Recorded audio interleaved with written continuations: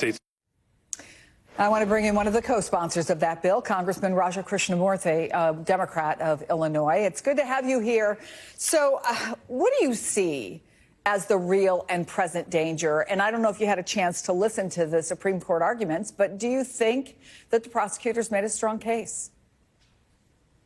Yeah, I think that the government made a very strong case, and I think it's going to get upheld mainly because a majority of the justices believe that the rationale, the underlying rationale for the law, which is to protect the data security of Americans from access by the Chinese Communist Party, was a valid one. This is not a ban. This is a divestiture law.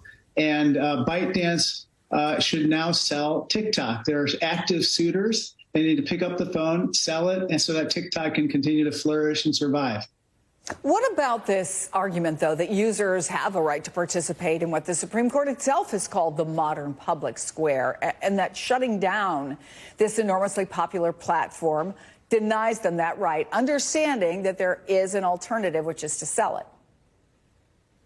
Yeah, absolutely. People have the right, their First Amendment right, to participate and to express themselves.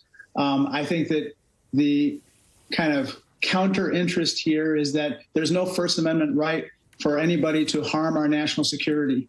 We know on multiple occasions, as the D.C. Circuit Court of Appeals repeatedly said, the CCP, the Chinese Communist Party, has stolen tens of millions of Americans' records, whether it was through the Anthem hack, the Equifax hack, or the hack of the Office of Personnel Management. This is a loaded gun in terms of their access to millions of TikTok users' personal data.